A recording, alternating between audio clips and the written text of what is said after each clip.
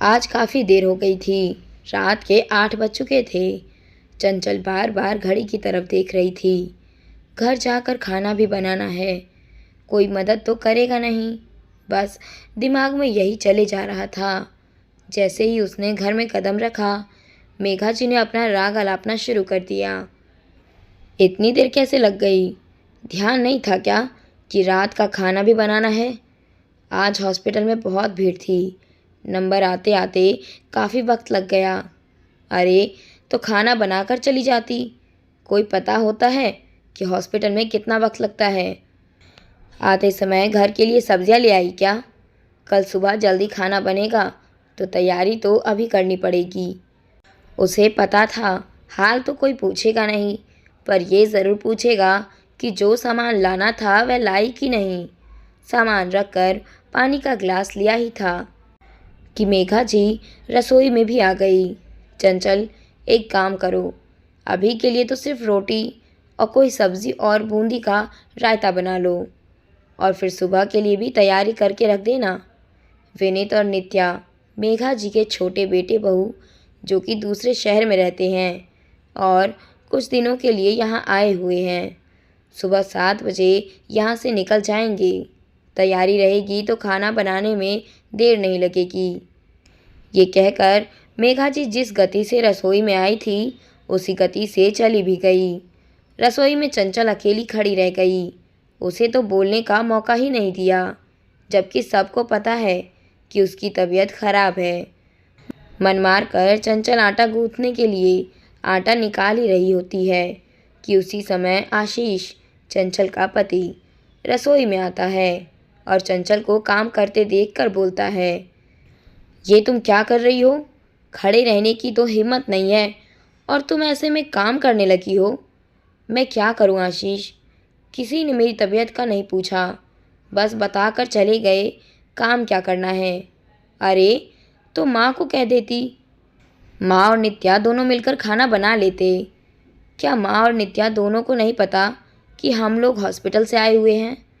तुम जाओ कमरे में आराम करो, आज खाना बाहर से मंगा लेंगे। मम्मी जी हंगामा कर देंगी, मैं देख लूँगा, तुम जाओ। चंचल अपने कमरे में आराम करने चली गई। थोड़ी देर बाद मेघा जी रसोई में आई तो चंचल को वहाँ ना पाकर उसके कमरे की तरफ गई। देखा तो चंचल बिस्तर पर लेटी हुई है। बहू, आज का खाना नहीं बनेगा क्या, जो तुम आराम कर रही हो? मम्मी जी, मेरी हिम्मत नहीं है। वैसे भी आशीष जी ने कह दिया है कि वो खाना बाहर से मंगा रहे हैं। बाहर से खाना मंगाने की सुनकर ही मेघा जी का पूरा पारा 7वें आसमान पर पहुंच गया। सब समझती हूँ मैं। विनीत और नित्या को देखकर तुम खुश नहीं होती, जलती हो तुम उन दोनों से, तभी तो तुम्हारी तबीयत खराब हो गई। आशीष को बेवकूफ़ बना सकती हो, अपने पापा जी को भी बेवकूफ़ बना सकती हो, पर मुझे नहीं। मेघा जी की बात सुनकर चंचल की आंखों में आंसू आ गए। ऐसा क्या कर दिया मैंने? आज मेरी हिम्मत नहीं है, इसीलिए मैं खाना नहीं बना पाई। नित्या और विनीत जब भी आते हैं मेहमानों की तरह ही आते हैं, घर के सदस्यों की तरह तो कभी नहीं आए। वह भी तो घर की बहू है। क्या वह आज खाना नहीं बना सकती थी? फिर भी हमने उससे कहने से अच्छा बाहर से खाना मंगा लिया। तब भी आप मुझे सुना रही हैं। हाँ, मेहमान ही है, थोड़े दिन के लिए आती है, पर फिर भी आंखों में शालती है तुम्हारी। अरे, कौन सा ऐसा तुमसे पकवान बनाने को कह दिया था मैंने? रोटी सब्जी बनाने को तो ही कहा था। इतने में आशीष कमरे में आ गया, जिसे देखकर मेघा जी चुप हो गई। माँ, खाना आ चुका है, आप और नित्या सबको खाना परोस दीजिए। अब क्या खाना परोसने की भी हिम्मत नहीं है इसकी? हाँ, चंचल की तबीयत ज़्यादा खराब है, डॉक्टर ने उसे आराम करने के लिए कहा है। आप लोग अपने लिए परोस लीजिए। रही बात मेरी और चंचल की, मैं खुद खाना परोस कर अपने कमरे में ले आऊँगा। मेघा जी भुनभुनाती हुई कमरे के बाहर निकल गई। बाहर जाकर नित्या को बुलाकर विनीत, पापा जी, खुद के लिए और नित्या के लिए खाना परोसने लगी। इतने में आशीष भी आ गया और खुद के और चंचल के लिए खाना लगाने लगा। भैया, भाभी को हमारा आना पसंद नहीं है क्या, जो बीमार पड़ गई? विनीत ने कहा। अब तुम क्यों बेवजह बोले जा रहे हो? किसी को घर में मेहमानों का आना पसंद नहीं है तो क्या कर सकते हैं? अपने अपने संस्कार है, नित्या ने कहा। इससे पहले कि आशीष कुछ कहता, मेघा जी ही बोल पड़ी। अब हर किसी के माँ बाप तो संस्कार नहीं सिखा सकते ना। जैसे पल्ले पड़ी है वैसे ही निभाओ। और वैसे भी अभी हम जिंदा हैं, हमारा घर है, आराम से आओ, देखती हूँ कौन मना करता है। काफ़ी देर से पापा जी सब बकवास सुने जा रहे थे। उन्होंने आशीष की तरफ देखते हुए कहा, अरे आशीष, जो शास्त्री नगर वाले प्लॉट को हमने बेचा था उसका सारा पेमेंट आ गया क्या? आशीष एकटक पापा जी को देखता ही रहा।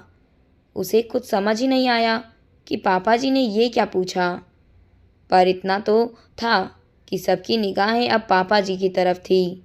अरे, हमारा शास्त्री नगर में कोई प्लॉट भी था? मुझे तो पता ही नहीं। और था भी तो कितने में बेचा? हमें तो कुछ भी नहीं बताया। मेघा जी ने कहा, हाँ, बहुत पहले खरीदा था मैंने, पूरे 70 लाख में बिका है। आधा पेमेंट तो उन लोगों ने पहले ही दे दिया था और आधा पेमेंट बाद में देने के लिए कहा था। उसी के लिए पूछ रहा था। अभी भी आशीष अपने पापा को एकटक देखे ही जा रहा था। इससे पहले कि वह कुछ बोलता, पापा जी ने दोबारा कहना शुरू कर दिया, सोच रहा हूँ कि एक प्लॉट खरीद लूँ आशीष और चंचल के नाम से। आखिर हमारे बेटे बहू हैं, इन पर इतना तो विश्वास किया ही जा सकता है। आखिर ऐसे कैसे? 2 बेटे हैं आपके, तो हिस्सा भी तो बराबरी का होना चाहिए। मेघा जी ने कहा, हाँ पापा, ये तो गलत बात है। आखिर भैया के साथ साथ मैं भी तो आपका बेटा हूँ, मेरा भी तो बराबर का हिस्सा बनता है। विनीत ने कहा, हाँ पापा जी, आप प्लॉट लोगे तो चारों के नाम का लोगे, अन्यथा अपने नाम से ही ले लो, ताकि बाद में जब बंटवारा हो तो सबको बराबर का हिस्सा मिले। अब की बार नित्या ने कहा। सबकी बातें सुनकर पापा जी मुस्कुराने लगे। अरे, ऐसा कैसे हो सकता है? भला मेहमानों की कैसी हिस्सेदारी? कैसी बात कर रहे हैं आप? विनीत भी आपका बेटा है, नित्या भी आपकी बहू है, तो ये भी तो बराबर के हकदार हुए ना। अच्छा, हिस्सेदारी में बराबर का हक याद है तुम्हें, और घर के कामों में और जिम्मेदारी में बराबर का हिस्सा याद नहीं है तुम्हें? और वैसे भी अभी थोड़ी देर पहले तुम लोग अपने आप को मेहमान बता रहे थे घर का। अब क्या हुआ? आज चंचल की तबीयत खराब है तो तुम लोग इतना नाच रहे हो, जबकि जब भी तुम लोग घर में आते हो तब वह अकेली ही काम में लगी रहती है, और तुम्हारी सेवा करने के लिए चंचल ही यहाँ पर होती है, तुम्हारे ये मेहमान नहीं। उसके संस्कार गिनाने से अच्छा अपने संस्कार गिनो, समझे ना? और हाँ, कोई प्लॉट लॉट नहीं है, यह तो मैंने तुम्हारी ज़ुबान खुलवाने के लिए बोला था। आइंदा ज़रा सोच समझ कर बोलना। पापा जी की सीधी और सपाट बात सुनकर सब चुप हो गए। मेघा जी के मुंह से बोल तक नहीं फूटे। और आशीष, वह आंखों ही आंखों में अपने पिता को धन्यवाद दे रहा था कि कम से कम उन्होंने तो सच का साथ दिया।